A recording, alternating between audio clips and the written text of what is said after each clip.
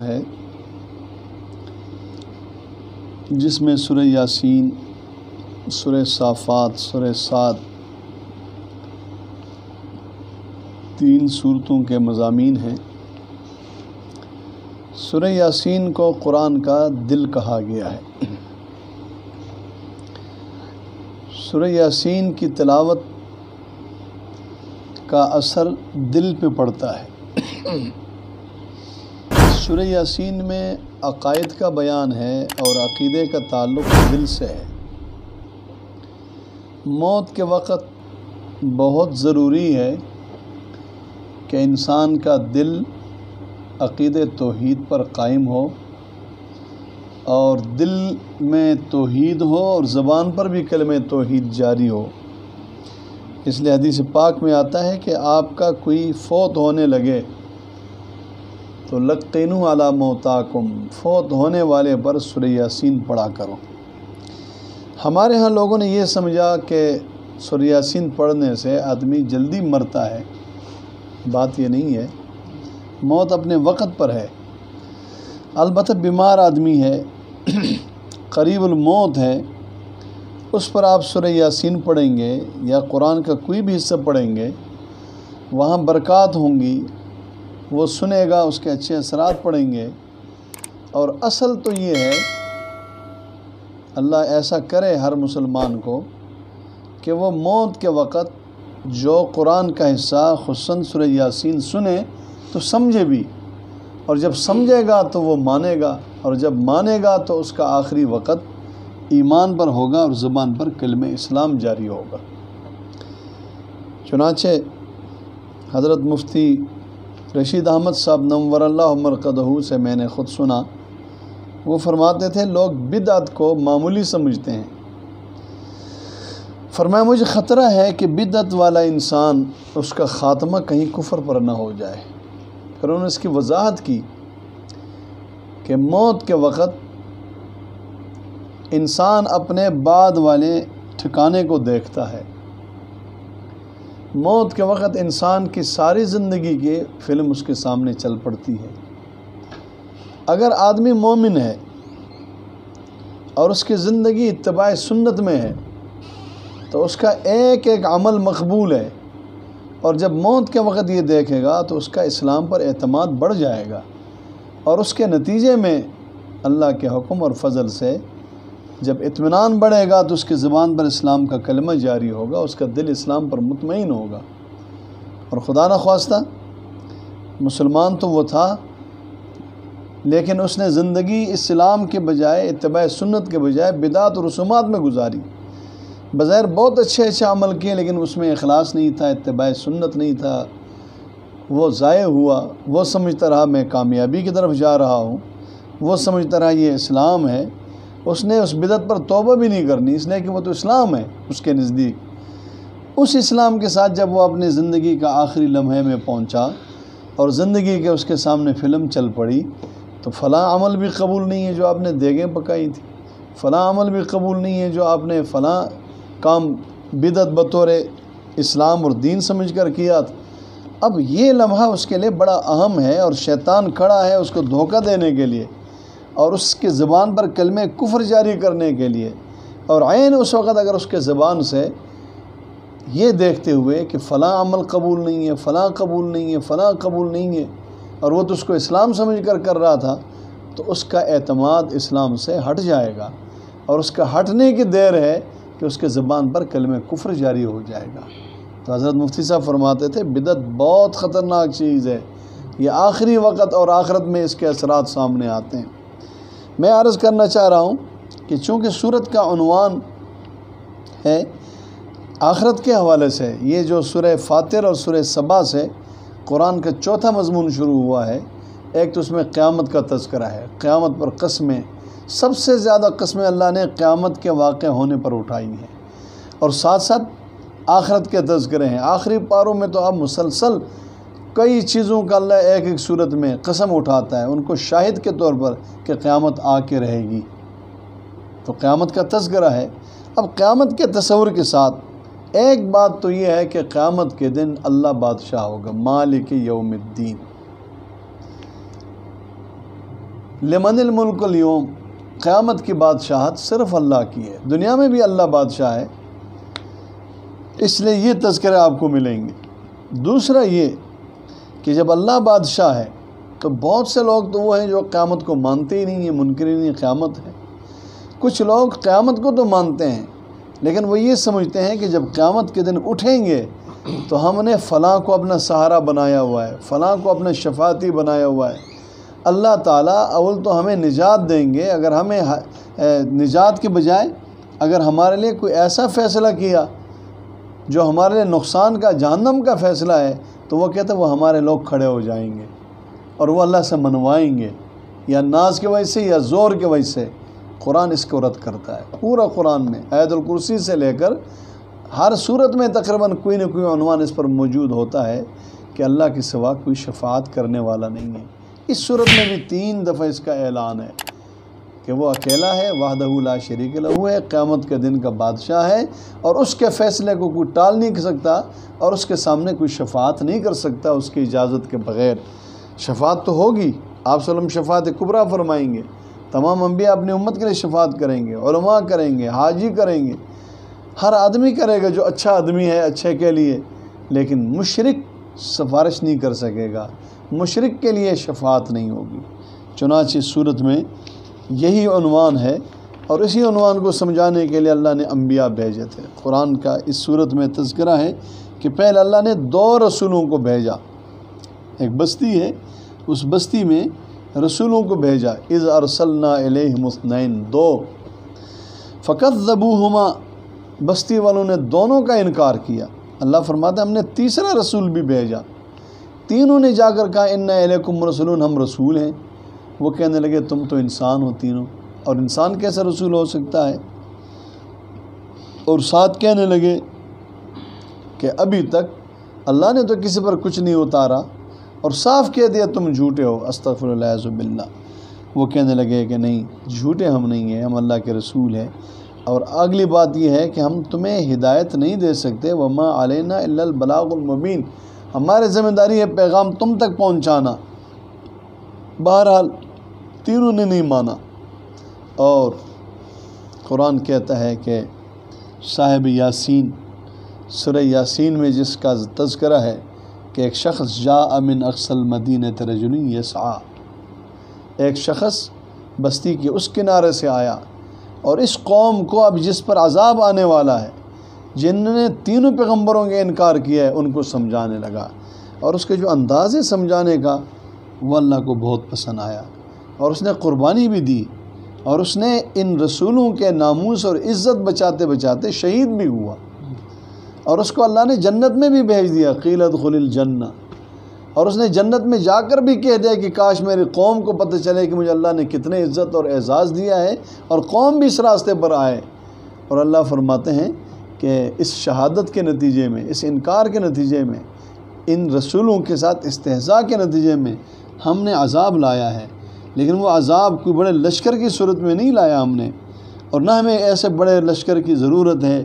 ان کانت الا صیحۃ واحدہ، ایک ہی چیخ جس کے نتیجے میں سب کے کلیجے پھٹ گئے۔ اس شخص صاحب یاسین کی دعوت کیا ہے، اس نے کس انداز میں سمجھایا؟ قرآن نے اس کو ذکر کیا ہے، قال، کہا، یا قوم اتبعوا المرسلین، اے میری قوم رسولوں کی پیروی کرو، اتبعوا من لا يسألكم اجرا، ان کی بات مانو جن کو تمہیں دعوت دینے میں کوئی غرض بھی نہیں، کوئی اجرت بھی نہیں لیتے، وہم مہتدون، وہ ہیں بھی ہدایت والے، وما لی لا اعبد الذی فطرنی، اپنے آپ کو آگے رکھ کر کہتا ہے میں کیوں اس کی عبادت نہ کروں اکیلا سمجھ کر جس نے مجھے بنایا ہے، تو تمہیں بھی اس نے بنایا ہے، جس نے بنایا اس کی عبادت کرو، وَإِلَيْهِ تُرْجَعُونَ، اسی کی طرف تم لوٹائے جاؤ گے، أَأَتَّخِذُ مِن دُونِهِ آلِهَةً، کیا اس کو چھوڑ کر میں کسی اور کو معبود بناؤں،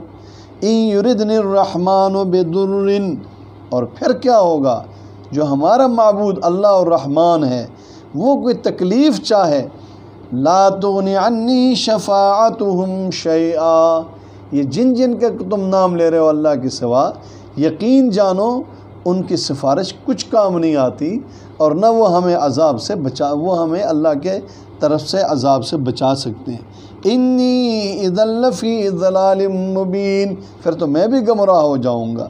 انی آمنت بربکم فاسمعون، پوری دنیا ایک طرف ہے، 3 نبی ایک طرف ہے، آپ نے پھر ایمان کا برملا اظہار کیا، اور یہ اظہار صرف اظہار نہیں ہے، اظہار کے ساتھ ہی موت کا خطرہ ہے، اور پھر شہید بھی کر دیے گئے۔ میں ایمان لایا ہوں تمہارے رب پر، اس پر جو تمہارا اور میرا رب ہے، مجھے سنو۔ فاسمعون قیل ادخل الجنہ، ادھر انہوں نے شہید کیا، ادھر اللہ فرماتے کہا گیا جنت میں داخل ہو جاؤ۔ قال یا لیت قومی یعلمون، کاش میرے قوم کو پتہ چل جائے، بما غفر لی ربی وجعلنی من المکرمین، رب نے معاف بھی کر دیا ہے جو گناہ ہوتے ہیں۔ حدیث میں آتا ہے شہید کے خون کے قطرہ زمین پہ گرنے سے پہلے سارے گناہ معاف ہوتے ہیں۔ 70 حوروں سے شادی ہوتی ہے، جنت میں اپنا گھر دیکھتا ہے۔ وما انزلنا علی قومہ من بعدہ من جند، اس ظالم قوم کو پھر اللہ نے نہیں چھوڑا ہے، لیکن عذاب میں کوئی لشکر نہیں اتارا ہے، ایک آواز کے نتیجے میں سب ختم ہو گئے۔ یا حسرتاً علی العباد، اب اللہ فرماتے ہیں کتنا افسوس کی بات ہے بندوں کی، جب ان کے پاس رسول آتا ہے تو اس کے ساتھ مذاق کرتے ہیں۔ یہیں سے پھر دلائل عقلیہ شروع ہو رہے ہیں، اور مسلسل 10 دلائل اس بات پر کہ معبود برحق ایک ہے جو اللہ اور رحمان ہے، اس کے سوا کوئی معبود نہیں ہے، اور اس کے سوا کوئی اس کے سامنے شفاعت قہری کرنے کے حقدار نہیں ہے کہ وہ زور سے اس کے فیصلے کو روکے۔ 10 دلائل ہیں۔ آیت لہم، پہلے نشانی الارض المیتہ، دوسرے نشانی وجعلنا فیہا جنات باغات ہیں، تیسری سبحان الذی خلق الازواج کلہا، سارے جوڑے بنائے ہیں، چوتھی آیت لہم اللیل، رات بھی بڑی اللہ کی قدرت کی نشانی ہے، پانچویں والشمس تجری، سورج ہے دیکھو، چھٹی والقمر قدرناہ منازل، چاند کو دیکھو، ساتویں للشمس ینبغی لہا ان تدرک القمر، دیکھو دن رات کو چاند ہے تو سورج نہیں ہے، دن کو سورج ہے تو چاند نہیں ہے۔ بہرحال دن کے کسی وقت چاند تو ہو سکتا ہے، لیکن سورج وہ رات کو نہیں آ سکتا۔ 8ویں نشانی آیت لہم انا حملنا ذریتہم فی الفلک المشحون، یہ کشتی میں بٹھا کر پانی کے اوپر اتنا بڑا وزن کون چلاتا ہے۔ 9ویں دلیل خلقنا لہم من مثلہ ما یرکبون، ہم نے چوپائے بھی بنائے ہیں۔ اور 10ویں ان نشاء نغرقہم فلا صریخ لہم ولا ہم ینقذون، ہم چاہیں ان کو ڈبو دیں جو کشتی میں بیٹھے ہوئے ہیں، پھر ان کو بچانے والا بھی کوئی نہیں ہے۔ یہ دلائل نفی شفاعت قہریہ پر آپ نے سن لیے اور پڑھ لیے۔ قرآن میں اسی تذکرے کے ساتھ احوال قیامت کا تذکرہ ہے، جس میں جنت اور جہنم دونوں کا ہے۔ جنت بطور بشارت ہے اور جہنم میں بطور تخویف ہے۔ جنت میں تذکرہ کیا ہے؟ ان اصحاب الجنت اليوم فی شغل فاکہون، جنت والے بڑے خوش ہوں گے، خود بھی ان کے جوڑے بھی سائے میں ہوں گے، تخت پر بیٹھے ہوئے ٹیک لگائے ہوئے ہوں گے، اللہ ہم سب کو نصیب فرما دے۔ لہم فیہا فاکہہ، میوے ہوں گے، ولہم فیہا لہم ما یدعون، جو مانگیں گے وہ ملے گا۔ سلام قولا من رب الرحیم، یہ لوگ ہیں ممتاز، یہ لوگ ہیں جن سے اللہ خوش ہے، یہ لوگ ہیں جو عقیدہ توحید کو مانتے ہیں، زندگی اسلام کے مطابق اور خاتمہ بھی توحید پر، اور خاتمہ توحید پر کرنے کے لیے موت کے وقت ان کے سامنے سورہ یاسین پڑھا کرو، تاکہ سورہ یاسین پڑھنے سے وہ سمجھیں اور سمجھنے کے بعد اس پر آ جائیں۔ سبحان، حدیث میں آتا ہے جس کا آخری کلمہ لا الہ الا اللہ زبان سے نکلا ان کے لیے جنت واجب ہو گئی۔ اور جو تخویف کا تذکرہ ہے اس مسئلے کو نہ ماننے والوں کے لیے، وامتازوا اليوم ایھا المجرمون، اللہ فرمائیں گے مجرم الگ ہو جاؤ۔ الم اعہد الیکم یا بنی آدم، یہ آیت بڑی عجیب ہے اس لیے میں نے اس کا انتخاب کیا ہے۔ اللہ خود کہیں گے قیامت کے دن، بنی آدم میں نے تمہیں نہیں کہا تھا اللہ تعبدوا الشیطان، کہ شیطان کی عبادت نہ کرو؟ شیطان کی کہاں عبادت کی ہے؟ آج تک کسی نے نہیں سنا کہ کسی نے شیطان کی عبادت کی ہے۔ اور اللہ کل کہیں گے کہ تمہیں میں نے نہیں کہا تھا شیطان کی عبادت نہ کرو۔ در حقیقت عبادتیں دو ہی ہیں، یا اللہ اور رحمان کی ہے، اللہ کے سجدہ، اللہ کے لیے رکوع، اللہ کو معبود سمجھنا، اللہ ہی سے پکارنا، اللہ کے لیے نظر اور نیاز اس کے نام، اور یا عبادت پھر شیطان کی ہے، کیونکہ دوسرا عبادت بتوں کے لیے، غیر اللہ کے نظر و نیاز، غیر اللہ کے پکار، یہ تو شیطان سکھاتا ہے۔ تو حقیقت میں یہ دوسری عبادت جو رحمان کے نہیں ہے وہ شیطان کی۔ فرمانی عبدونی ھذا صراط مستقیم، میں نے تو تمہیں کہا تھا صرف میری عبادت کرو، صرف میری عبادت۔ شیطان نے بہت گمراہ کیے۔ ھذہ جہنم التی کنتم توعدون، اب اس جہنم میں تم نے جانا ہے جس کا تم سے وعدہ کیا گیا تھا شرک کی صورت میں، داخل ہو جاؤ اپنے کفر کی وجہ سے، اور آج مہر لگا دیں گے منہ پر، کافروں کے منہ پر مہر، جھوٹ بولیں گے اللہ مہر لگا دیں گے۔ وَتُكَلِّمُنَا أَيْدِيهِمْ، ہاتھ بولیں گے، قرآن میں آتا ہے وَتَشْهَدُ أَرْجُلُهُمْ، پیر گواہی دیں گے۔ جب ہاتھ اور پیر گواہی دیں گے نا تو یہ لوگ بڑے پریشان ہوں گے، اور یہ ان سے کہیں گے تم کیسے بولنے لگے، دنیا میں نہیں بولتے تھے؟ تو وہ کہیں گے ہمیں اس رب نے بولنے کی طاقت دی جس نے زبان کو بولنے کی طاقت دی۔ یہ زبان بھی ایک تو ٹکڑا ہے، اللہ نے اسے بولنے کی طاقت دی ہے، باقی جسم کو نہیں۔ چنانچہ اس عنوان کے جو آخری ہے نا، دیکھیں یہ تو نصیب کی بات ہے، موت کا اثرات شروع ہو جائیں اور کوئی پڑھنے کسی کا قسمت ہو، بیٹا حافظ ہے، کوئی رشتہ دار حافظ ہے، اور وہ آ جائے اور وہ آ کر بیٹھ کر یا دیکھ کر یا زبانی طور پر سورہ یاسین پڑھے اور آدمی سن رہا ہو آخری وقت میں، یہ خوش قسمتی ہے۔ اچھا حدیث میں آتا ہے جس طرح تم رہتے ہو نا اس حالت پر تمہیں موت آتی ہے۔ اب جو لوگ اہتمام کرتے ہیں سورہ یاسین، اسی طرح دیگر صورتیں اور تلاوت، یقین جانے کہ حدیث میں آتا ہے اس پر موت آئے گی، اس وقت وہ پڑھ رہا ہوگا یا اس کے پاس کوئی پڑھ رہا ہوگا۔ جو نماز کے شوقین ہے، زندگی نماز کے مطابق گزارتا ہے، اس کے موت بھی۔ فرمایا جس حال میں تم زندہ رہتے ہو اس حال پہ تمہیں موت آئے گی، جس حال میں موت آئے گی قیامت کے دن اٹھو گے۔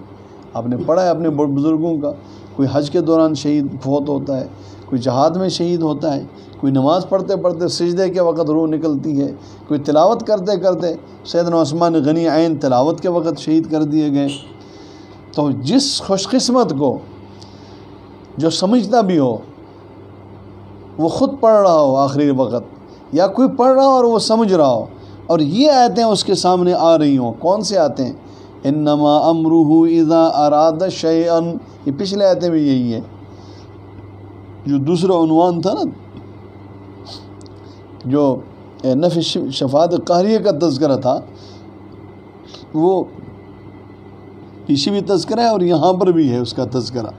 لا یستطیعون نصرہم وہم لہم جند محضرون واتخذوا من دون اللہ آلہہ، لوگوں نے کچھ اور معبود بنائے ہیں، لعلہم ینصرون، تاکہ وہ ان کی مدد کریں، لیکن وہ جان لیں کہ وہ ان کی مدد نہیں کر سکتے، وہ خود لشکر بن کے اللہ کے سامنے حاضر ہو جائیں گے۔ سبحان اللہ۔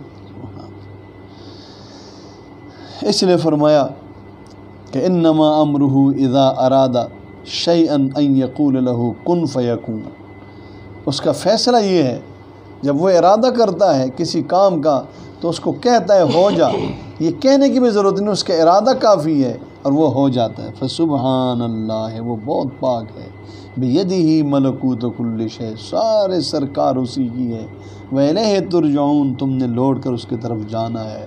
الیہ ترجعون، دل و جان سے مانے اور ادھر سے روح نکلے۔ ارجعی الی ربک یا ایتھا النفس المطمئنہ، اللہ فرمانے لگے او پاکیزہ روح، ارجعی الی ربک، رب کی طرف لوٹو، راضیۃ مرضیہ، خوش، میں تم سے خوش، تو مجھ سے خوش، فادخلی فی عبادی، میرے نیک بندوں میں اوپر داخل ہو جا، وادخلی جنتی، جنت میں داخل ہو جا۔ بہرحال سورہ صافات ہے، اس میں بھی انبیاء کے تذکرہ ہیں، اور انبیاء کے تذکرے کے ساتھ ساتھ قیامت کا تذکرہ ہے۔ سب سے پہلے تو قسمیں اٹھا کر اللہ فرماتے ہیں کہ ان الہکم لواحد، تمہارا معبود ایک ہے۔ آپ صلی اللہ علیہ وسلم آگے سورہ جن میں بھی اس کا تذکرہ آ رہا ہے، نماز پڑھ رہے تھے،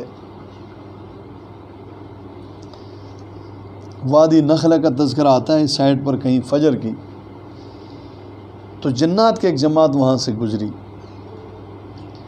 اور وہ جس مہم پہ نکلے تھے وہ آپس میں کہنے لگے بس ہمارے مہم پوری ہو گئی۔ ہوا کیا تھا کہ لوگوں کو جنات نے ایک غلط نظریے پہ لایا تھا کہ ہم غیب کو جانتے ہیں، اور جانتے کیا تھے، چونکہ آسمان میں اللہ فیصلہ کرتے ہیں کسی کام کا تو وہاں منادی ہوتا ہے، آواز لگ جاتی ہے اور فرشتے اس کو سن لیتے ہیں، اور جنات کو اللہ نے یہ توفیق دی تھی کہ یہ اوپر جا سکتے تھے، اور وہ وہاں کے کوئی بات جو تھوڑی بہت سنی ہے اس کو لے کر زمین پہ آتے اور لوگوں کو بتاتے ہیں، تو ایک کے ساتھ 10 جھوٹ بھی ملاتے ہیں۔ وہ ایک پوری ہوتی تو لوگ کہتے تھے اچھا یہ غیب کو جانتے ہیں۔ آپ صلی اللہ علیہ وسلم کی بعثت کے بعد یہ اوپر جانا سننا ختم کر دیا اللہ نے، شرک کے سارے دروازے ختم کیے۔ پہلے تو بگاڑ کے بعد پیغمبر آتا تھا، اب اگر امت شرک کی طرف گئی اور بگڑ گئی تو پیغمبر نے تو نہیں آنا۔ چنانچہ یہ مورتیاں تصویریں پہلے شریعتوں میں اجازت تھی، اب اس کی پابندی ہے، اس طرح اوپر کا راستہ بھی روک لیا۔ پھر کیا تھا کہ ان میں کوئی بھی اوپر جاتا تو شہاب ثاقب آ کر اس کو ہلاک کر دیتا، جلا دیتا۔ تو انہوں نے کہا چلو دیکھتے ہیں کہ جی اس کی یہ تبدیلی کیوں آئی۔ اس تبدیلی کے لیے ڈھونڈتے ہوئے ایک جماعت آپ صلی اللہ علیہ وسلم کے پاس آئی، آپ قرآن پڑھ رہے تھے تو بیٹھ کر قرآن سنا، مانا، ایمان لایا اور جا کر قوم کو سمجھایا، اور آپس میں بھی کہنے لگے بس یہی بات ہے، اب اس شریعت میں یا اس قرآن کے ہوتے ہیں وہ اوپر نہیں جا سکتے۔ ایک جماعت ابھی تک لگی ہوئی ہے، وہ کیا ہے، وہ اب ایک دوسروں پر بیٹھ کر اوپر جاتے ہیں، اور اوپر قریب پہنچ کر ایک اد بات سنتے ہی ادھر سے شہاب ثاقب آتا ہے، تو شہاب ثاقب آنے سے پہلے جلدی وہ بات ادھوری جلدی میں نیچے والے کو بتاتے ہیں، نیچے والے کو بتاتے وہ بات بھی لوگوں تک آتی ہے۔ قرآن نے کہا ہے کہ ان الہکم لواحد، الہ ایک ہی ہے، وہ آسمانوں کا رب ہے، زمین کا رب ہے، دونوں کے درمیان کا رب ہے، مشارق کا رب ہے۔ آسمان میں ہم نے ستارے لگائیں، ایک تو ستارے خوبصورتی کے لیے اور دوسرے شیطانوں کو مارنے کے لیے۔ لا یسمعون للملئ الاعلی، اب یہ اوپر کی بات نہیں سن سکیں گے اور ہر طرف سے ان کو مارا جائے گا۔ ہاں الا من خطف الخطفۃ، کسی نے کچھ بات اچک لی نا، فاتبعہ شہاب ثاقب، وہ شہاب ان تک پہنچتا ہے۔ یہ تذکرہ ہے جس میں توحید اور توحید کے ساتھ ساتھ آگے انبیاء کرام کا تذکرہ بھی ہے، چونکہ اختصار کرتے ہیں تو ایک بات تو یہاں بتا دیا کہ شیطان جس کو تم سمجھتے ہو وہ غیب بتاتا ہے، وہ تمہارے ساتھ یہ چکر کرتا ہے، اور چکر کے ساتھ وہ ہے کتنا کمزور۔ ہم نے روک دیا تو رک گئے، ہم شہاب مارتے ہیں تو مار دیتے ہیں، اور تم ان سے کوئی مدد مانگنے کے لیے راستے نکالتے ہو۔ اسی طرح نوح علیہ السلام کا تذکرہ ہے، مشکل میں تھے، نادانا نوح، نوح نے ہمیں پکارا، ہم نے ان کی مشکل حل کر دی، وہ عذاب لا کر اس قوم کو ہلاک کیا، اور اب نوح علیہ السلام ہی کی اولاد رہتی ہیں۔ اسی طرح ابراہیم علیہ السلام کا دیکھو کہ ابراہیم علیہ السلام نے قوم کو سمجھایا، قوم بتوں کو پوجتی تھی معبود بنا کر،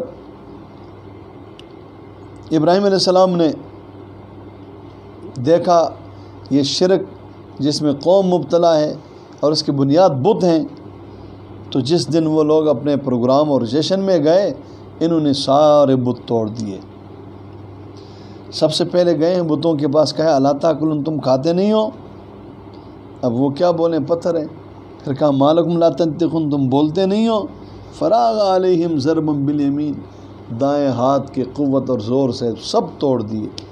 قوم آئی اور آ کر دیکھا تو پھر اس نتیجے پہ پہنچی کہ چلو جی اب ابراہیم کو ہم کیا کرتے ہیں، اپنے بتوں کی مدد کرتے ہوئے ان کو سزا دیتے ہیں۔ سزا یہ ہے کہ ان کو ہلاک کرتے ہیں، ہلاک کے لیے ان کا آگ انہوں نے بھڑکانے کے بعد ان کو پھینکا۔ فارادوا بی کیدن فجعلناہم الاسفلین، قرآن کہتا ہے بس انہوں نے ایک سازش کی، ہم نے ان کو ناکام کیا۔ لیکن اب اس کے بعد ابراہیم علیہ السلام کا وہاں رہنا مشکل ہو گیا۔ ابراہیم علیہ السلام نے ہجرت کی، اسی ہجرت میں اللہ سے دعا مانگی ہے، انی ذاہب الی ربی سیہدین، اور ہجرت کر کے جب اکیلے ہیں تو اللہ سے اولاد مانگی ہے، اللہ نے بیٹا دے دیا ہے، بڑا بردبار، اور یہ وہی بیٹا ہے جس کا بردباری کا موقع آ رہا ہے۔ چلنے کے قابل جب ہوا تو ابراہیم علیہ السلام نے ایک دن خواب دیکھا، دوسرے دن دیکھا، تیسرے دن دیکھا۔ کیا خواب دیکھا؟ کہ بیٹے کو ذبح کر رہے ہیں۔ پیغمبر کا خواب بھی شریعت ہے اور اللہ کی طرف سے حکم ہوتا ہے۔ بیٹے کو بلایا اور بلا کر کہا کہ میں خواب میں دیکھ رہا ہوں بیٹا، انی اذبحک فانظر ماذا تری۔ سبحان اللہ، ہم سب بیٹوں والے ہیں، بیٹے پر چھری چلانا کتنا مشکل ہے، بیٹے کو ذبح کرنے کا سوچ کر انسان جو ہے نا وہ تڑپ جاتا ہے، لیکن ہے اللہ کا حکم، اور حکم بھی اللہ نے اپنے خلیل کو دیا ہے۔ اب بیٹا کیا کہتا ہے؟ کہا یا ابت افعل ما تؤمر ستجدنی ان شاء اللہ من الصابرین۔ ابا جان، جب رب کا حکم ہے تو کر گزر، باقی میں گردن آپ کے سامنے رکھ لوں گا، صبر کروں گا، میرا اللہ نے چاہا تو صبر کرنے والوں میں سے مجھے پائیں گے۔ چنانچہ ابراہیم علیہ السلام نے چھری نکالی، ان کو لٹایا پیشانی کے بل، اور چھری تیز کی ہوئی تھی اور چلا لی۔ ادھر سے انہوں نے چھری چلائی، ادھر سے ہم نے کہا نادیناہ یا، بس اتنا سے امتحان ہوتا ہے۔ اللہ امتحان لیتا ہے، حرام مت کھاؤ، رک گئے، تھوڑی سی تکلیف ہوگی، حلال کا دروازہ کھولے گا۔ سبحان اللہ۔ انا کذالک نے کہا کہ خواب سچ کر دکھایا آپ نے، اور اس بچے کو اللہ نے بچایا۔ اور جب چھری چل گئی، کیا دیکھتا ہے کہ بچہ تو پاس کھڑا ہوا ہے اور وہ مینڈے پر چل گئی، جس کو جنت سے لا کر سامنے رکھ دیا گیا۔ موسیٰ علیہ السلام کا تذکرہ ہے، ہارون علیہ السلام کا تذکرہ ہے، الیاس علیہ السلام، لوط علیہ السلام، جی ہاں یونس علیہ السلام، یہ انبیاء کے تذکرے ہیں۔ اور ان تمام انبیاء یہ اللہ کے پیاری مخلوق تھی، یہ اللہ تعالیٰ کے منتخب مخلوق تھی، اور ان سب سے اللہ تعالیٰ کی وہ محبت تھی، ان سب نے اللہ کا پیغام قوم کو پہنچایا ہے، اور ان سب پر حالات آئے ہیں، سب نے پھر اللہ سے مانگا ہے، اور سب کو اللہ تعالیٰ نے ان کی ضرورتیں اور ان کی حاجتیں غیب سے پوری کی ہے۔ جس میں یونس علیہ السلام کا تذکرہ اس طرح ہے، آپ نے جس طرح پہلے بھی پڑھا ہے سورہ یونس میں، یہاں اس کی ذرا تفصیل ہے، لیکن تفصیل بھی وہی ہے کہ انہوں نے قوم کو دعوت دی، قوم نے نہیں مانا، آپ چل پڑے، کشتی میں بیٹھے، کشتی سے آپ نے چھلانگ لگایا، مچھلی کے پیٹ میں گئے، اللہ کو یاد کیا، باہر نکلے، اور قوم نے پیچھے توبہ استغفار کیا، پھر اللہ نے بھیجا اس قوم کے پاس، تو 1,00,000 سے زیادہ قوم تھی۔ قرآن نے یہاں تذکرہ کیا ہے، اس کا تعداد بھی بتائی ہے، فرمایا وہ سب کے فَوَارْسَلْنَا إِلَىٰ مِئَةِ أَلْفٍ أَوْ يَزِيدُونَ، 100,000 100,000 1,00,000 یا اس سے زیادہ کے پاس واپس آئے، اور ان سب نے مان لیا۔ سورہ صافات کے بعد سورہ صاد ہے۔ سورہ صاد میں بھی جو اصل عنوان ہے وہ وہی ہے، آزمائشیں ہیں۔ کن کن سے آزمائش امتحان لیا ہے، قرآن کی عظمت کا تذکرہ ہے۔ سب سے پہلے آزمائش تو اس میں وہ داؤد علیہ السلام اور سلیمان علیہ السلام کی ہے، پھر ایوب علیہ السلام کی۔ داؤد علیہ السلام پر کیا امتحان تھا؟ داؤد علیہ السلام پر امتحان یہ آیا کہ پہلے تو معجزے کا ذکر کر لیا۔ داؤد علیہ السلام کو اللہ نے پہاڑ مسخر کیے تھے، وہ بھی تسبیح بولتے تھے جب آپ بولتے ہیں، پرندے جمع ہو جاتے تھے، حکومت اللہ نے آپ کو دی تھی، فصل خطاب بہترین گفتگو آپ کو دی تھی۔ لیکن امتحان یہ ہوا کہ آپ ایک دفعہ اپنے عبادت میں مصروف ہیں، اور آپ نے اپنا گھر کی عبادت کا ماحول تقسیم کیا تھا، کچھ ٹائم خود، کچھ آپ کے گھر والے، کچھ دیگر، کوئی ٹائم ایسا گھر کا 24 گھنٹے میں خالی نہیں تھا جس میں اللہ کی یاد نہ ہو۔ تو ایک دفعہ اس کا ذکر بھی کیا تھا، اللہ تیرا احسان ہے کہ میرے گھر جناب ہر وقت تیری یاد ہوتی۔ اب جب باری آئی داؤد علیہ السلام کے اللہ کو یاد کرنے کی، تو عین اسی دوران دیوار پھلانگ کر جناب 2 لوگ اندر آ گئے۔ وہ تو سارا جو ذکر وکر تھا وہ تو سائڈ پر رہ گیا، آپ گھبرا بھی گئے، یہ کیسے آ گئے، کیوں آئے؟ اور آتے ہی کہنے لگے جی ہمارا مسئلہ ہے، ہمارے درمیان فیصلہ کیجئے لیکن ظلم نہیں کرنا ہے۔ ایک نے کہا اس کے 99 دمبیاں ہیں، میری ایک ہے، وہ ایک بھی مجھ سے مانگتا ہے۔ آپ نے اس سے پوچھنے سے پہلے کہہ دیا کہ ہاں جی یہ تو ظلم کر رہا ہے تو اس سے تیری دمبی مانگ کر۔ وَإِنَّ كَثِيرًا مِّنَ الْخُلَطَاءِ، یہ جو شریک ہوتے ہیں نا یہ اکثر کہا ایک دوسروں کے ساتھ ظلم کرتے ہیں سوائے ایمان والوں کے۔ وَظَنَّ دَاوُودُ أَنَّمَا فَتَنَّاهُ فَاسْتَغْفَرَ رَبَّهُ۔ ادھر یاد آیا کہ ابھی تو میں نے کہا تھا کہ ہر وقت اللہ کا یاد ہوتا ہے، یہاں تو دیکھو اتنا ٹائم میرا لگ گیا۔ اللہ کے سامنے عاجزی کی اور اللہ تعالیٰ نے فَاسْتَغْفَرَ رَبَّهُ معاف کر دیا۔ ادھر سے حضرت سلیمان علیہ السلام پر امتحان آیا، جہاد والا پیغمبر ہے، 100 بیویاں تھیں، ایک دفعہ سب کے پاس گئے اس نیت سے کہ مجھے اللہ تعالیٰ 100 بیٹے دیں گے اور 7 جہاد میں لے جاؤں گا۔ حسین علی تم نے اپنے کوئی دکان کھولی، ادھر ہو جاؤ، دیکھو یہ آواز تمہاری چلی گئی ہمیشہ کے لیے، خیال رکھو۔ تو فرماتے ہیں کہ اس میں انشاءاللہ کہنا بھول گئے، اتفاق یہ ہوا کہ 100 بیوی میں سے کسی سے بھی بچہ نہیں ہوا۔ قرآن کہتا ہے سوائے ایک کے، وہ بھی اس سے جو ہوا وہ زندہ نہیں رہا۔ وَلَقَدْ فَتَنَّا سُلَيْمَانَ وَأَلْقَيْنَا عَلَىٰ كُرْسِيِّهِ جَسَدًا ثُمَّ أَنَابَ، لیکن پھر رجوع فوراً اللہ کی طرف کیا۔ تو اللہ نے بھی پھر فرماتے ہیں کہ جب کہہ دیا نا رب اغفر لی وہب لی ملک لا ینبغی لأحد من بعدی، ہم نے ان کو پھر سارا کچھ دیا۔ کیا کیا دیا؟ سخرنا لہ الریح، سب سے پہلے اس کی دعا معاف کیا، اس کی دعا قبول کر کے ہوا اس کے فرما بردار کی۔ ہوا جس کو جہاں بھیجتے ہیں، یہ ایک ایسا معجزہ ہے کہ اس کی پھر کوئی مثال دنیا میں کسی کے پاس موجود نہیں ہے۔ وہ جو تخت تھا نا، صبح کے تھوڑا ٹائم میں پورا مہینے کا سفر، شام کے تھوڑا ٹائم میں پورا مہینے کے سفر۔ شیاطین کو بھی ان کے تابعدار کر دیا جی، شیاطین سے بھی وہ جو کام جس طرح کہتے اسی طرح پورا کرتے۔ پھر ایوب علیہ السلام کا امتحان ہے، بیمار ہو گئے، بچے اولاد سارے وفات کر دی، اللہ نے لے لیا، مال سارا لے لیا، لیکن فرماتے ہیں ہم نے انا وجدناہ صابرا، بڑا صبر والے تھے۔ ابراہیم، اسحاق، یعقوب، فرمائے یہ سب بڑے بصیرت والے تھے، ہم نے سب کے آخرت میں اونچا مقام رکھا ہے۔ پھر اسماعیل، یسع، ذوالکفل، فرمایا ان سب کے لیے ان للمتقین لحسن مآب، اونچا مقام ہے اور خوبصورت ٹھکانہ ہم نے دیا ہے۔ اور 10 نعمتیں ذکر کی ہیں، بس یہ آخری بات ہے کہ ہم نے ان انبیاء کے اس مقام اور انبیاء کے پیچھے چلنے والوں کو بشارت کے طور پر 10 چیزیں دینی ہیں۔ نمبر 1 جنات عدن، ہمیشہ کے لیے باغات۔ نمبر 2 دروازے جب جائیں گے تو کھلے ہوں گے۔ نمبر 3 متقین فیہا ٹیگ لگائیں گے۔ نمبر 4 یدعون فیہا بفاکہہ، میوے مانگیں گے۔ نمبر 5 میوے بہت۔ نمبر 6 شراب، وہاں پینے بھی کئی قسم کے ہوں گے۔ اور نمبر 7 قاصرات الطرف، نیچے نگاہ کرنے والی عورتیں ہوں گی وہاں۔ اطراب 8 ہم عمر ہوں گی۔ ھذا ما توعدون، کہا جائے گا دیکھو جو تم نے عمل کر کیا اور تم سے وعدہ کیا گیا تھا قیامت کے دن تمہیں ملے گا، وہ مل گیا۔ اور آخری کیا ہے؟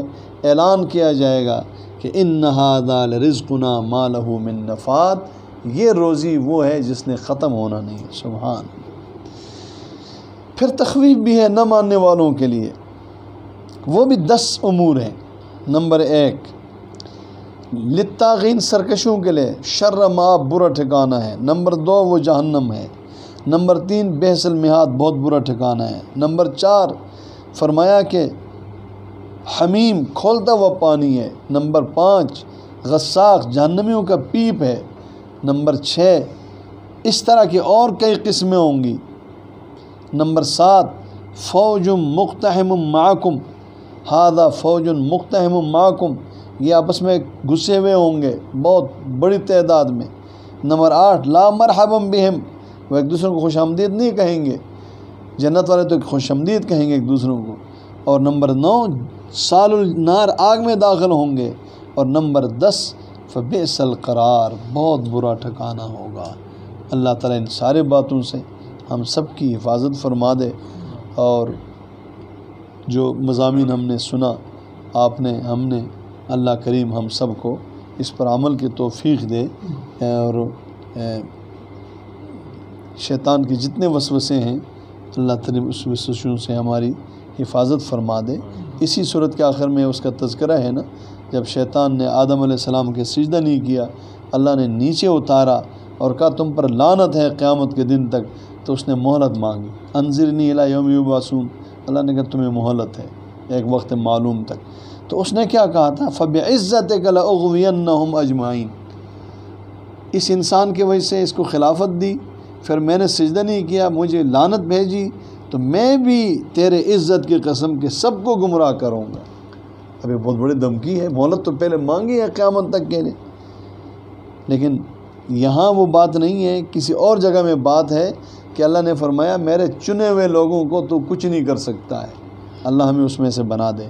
یہاں اس نے خود کہا ہے الا عبادک منہم المخلصین، جو تیرے چنے ہوئے بندے ہیں نا، مخلص نہیں ہے، مخلص، ہاں اس پر میرا کنٹرول نہیں ہوگا۔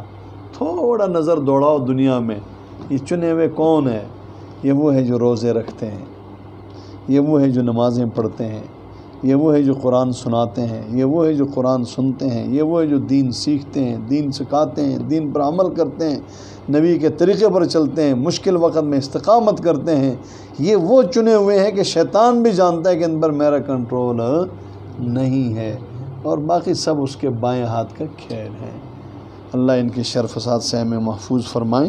اب شیطان کو گالیاں دینے سے کام نہیں بنتا ہے، نہ وہاں جا کر جوتے اور پتھر مارنے سے کام بنتا ہے۔ جو وہ کام کہتا ہے اس سے بچنا ہے، یہ اس کو پتھر مارنا ہے۔ حدیث میں آتا ہے نا، جب کوئی اذان دیتا ہے نا تو شیطان کی آواز کے ساتھ ہوا نکل رہی ہوتی ہے اور بھاگ رہا ہوتا ہے، بس اذان دے دو تاکہ وہ بھاگ جائے، اور کہ جہاں تک آواز جاتی ہے اس سے بھی دور جاتا ہے۔ اور جب انسان توبہ کرتا ہے نا، اس نے تو انسان کے لیے بہت بڑی آگ بنائی ہوئی ہوتی ہے۔ جب انسان توبہ کرے اور اللہ سارا معاف کر دیتا ہے اور فرماتا ہے اس کے گناہوں کو میں نیکیوں میں تبدیل کرتا ہوں، تو یہ پھر مٹی لا کر سر پر ڈالتا ہے کہ بنی آدم کامیاب ہوا اور میں خسارے میں۔ اللہ نے بڑے راستے رکھے ہیں، ہمیں بنائے بھی اللہ نے، ہمارے کمزوریوں کو وہ جانتے ہیں، ہمارے لیے توبے کا دروازہ کھولا ہے، اور دروازہ بھی قیامت کے دن تک کھولا ہے، اور انسان کے آخری لمحے تک، یہ جو سانس ہے نا اس تک کھولا ہے۔ اللہ ہمیں سچی توبہ نصیب فرمائے۔ الحمدللہ رب العالمین، والصلاۃ والسلام علی اشرف الانبیاء والمرسلین وعلی آلہ۔ اللہ کریم اپنے فضل و کرم سے ہم سب پہ رحم فرما دے۔